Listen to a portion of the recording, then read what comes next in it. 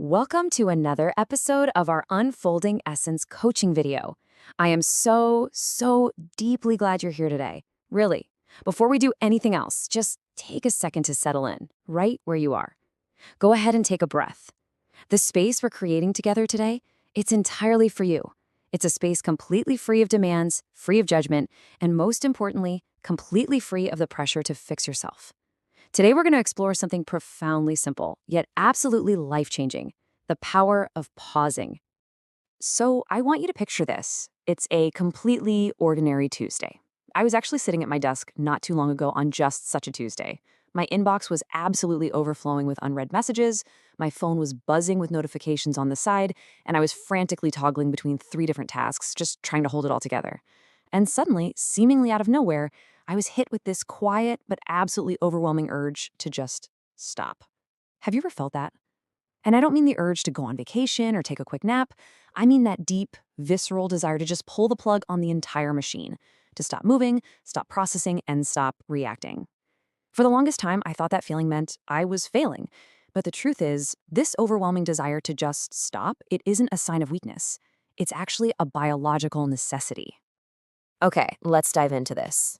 We all live with this subtle, persistent background noise, this cultural pressure that constantly equates speed with value. We're literally conditioned to measure the worth of our days entirely by how much we produce. And because of this modern hustle culture, we've kind of begun to treat our own inner lives like smartphones that are constantly demanding software updates. You know that little red notification bubble that drives you absolutely crazy until you click it? Well, we do that with ourselves. When we feel uncomfortable, anxious, or overwhelmed, we immediately view those uncomfortable emotions as bugs in our system. We think, oh, I need to fix this instantly. I need to optimize it. I need to patch it. We treat our inner lives as projects to be managed rather than experiences to be lived. Let's move to and see how this builds, because looking at the linguistic roots of the word pause paints a completely different and frankly beautiful picture. The word comes to us through Old French and Latin, but if we trace it all the way back to the ancient Greek word poiein, it simply meant to quiet something down or to hold back. Historically, taking a pause was never, ever seen as a failure or a permanent abandonment of action. It was an intentional interval. Think of classical music or a grand speech. It's a deliberate caesura, a breath that gives rhythm, shape, and profound meaning to the notes or the words around it. Without the pause, music is really just a wall of noise. So pausing isn't the opposite of action, it's the deliberate space of presence that makes your actions meaningful. I hear the poetic beauty in that, and I'm sure you do too. But let's be real for a second. In our fast-paced, cutthroat culture, stepping back into a space of gentle inquiry feels terrifying. Why does it feel so incredibly dangerous to just stop? You might be worrying that if you pause, you'll instantly fall behind everyone else. And I want to deeply validate that fear, because it isn't just in your head. It's a literal chemical reaction happening right now in your nervous system. Your brain is actually interpreting your overflowing to-do list, your unread emails, and your daily demands as a physical threat to your survival. Basically, your body thinks that full inbox is a predator in the woods. And this brilliantly illustrates exactly what happens inside your head when that threat is perceived. Think of the amygdala, your brain's threat detection center, as a faulty fire alarm in your house.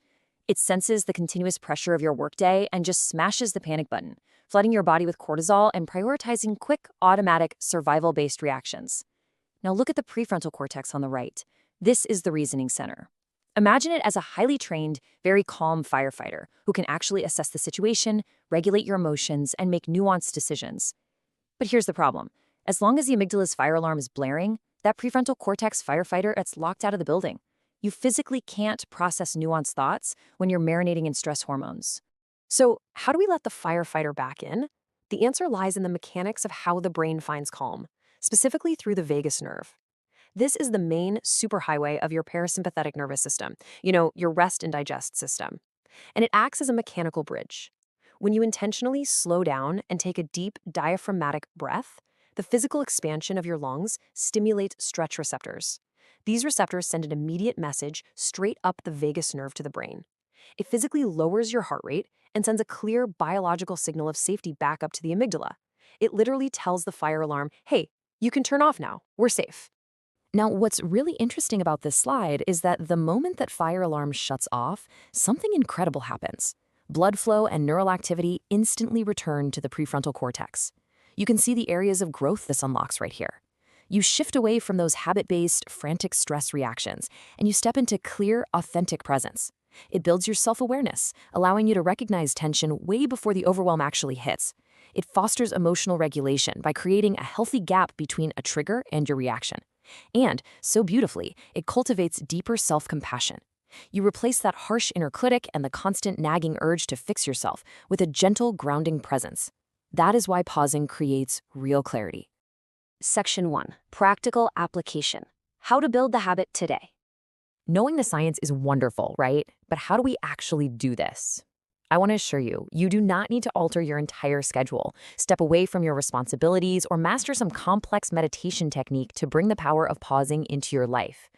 These neurobiological resets are so gentle, they can be woven seamlessly into your busy day without derailing your schedule whatsoever. Let's look at 3 ways to build this habit today. The first practice is the 3-breath check-in.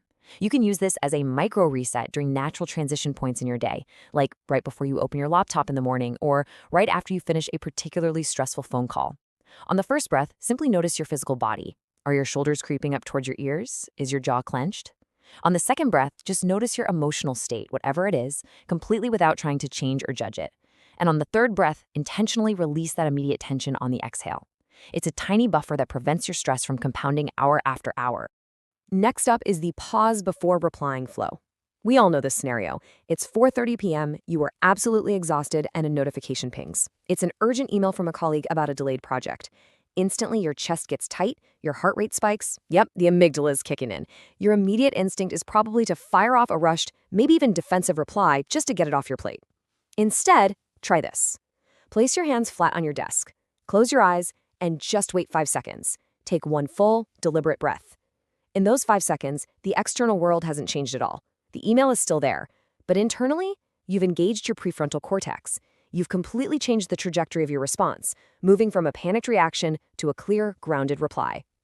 Our third practice is, well, probably the most challenging, the unscheduled 2-minute pause. The instruction is simple. Set a timer for 2 minutes and do absolutely nothing.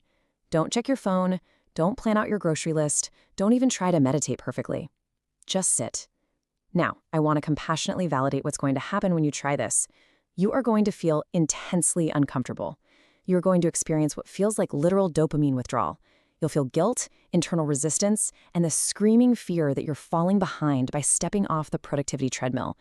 That discomfort, it's just your brain's survival mechanism fighting a new habit. It is terrifying to confront the unspoken belief that we are only worthy if we're producing. So the crucial point is that you do not have to navigate that terrifying internal resistance entirely alone. This is exactly where the support of an unfolding essence coach becomes so transformative. A coach isn't there to hand you a list of rules or to optimize you into a better working machine. Rather, a coach provides a grounded anchor. They offer gentle inquiry and a safe presence, holding space for you without rushing to fix you. They help you honor your natural timing and sit with that fear of falling behind, instead of letting you run back to the safety of busy work. They help you face your resistance with deep curiosity, offering a steady hand while your nervous system slowly learns that it is safe to just be. I want to leave you today with this final thought. Learning to pause is not just another item to add to your self-care checklist. It's a fundamental invitation to return to yourself. You don't need to rebuild yourself. You don't need to become someone entirely different. You don't need fixing. Clarity begins with presence. You simply need enough quiet space to let your nervous system reset so your own inner truth can unfold. Think back to that 5-second pause before sending an email. If just 5 seconds can completely change the clarity and tone of a single interaction, ask yourself, how might a lifetime of intentional pauses fundamentally rewrite the story of who you are? Thank you so much for being here, for taking a breath with me, and for giving yourself the space to simply exist.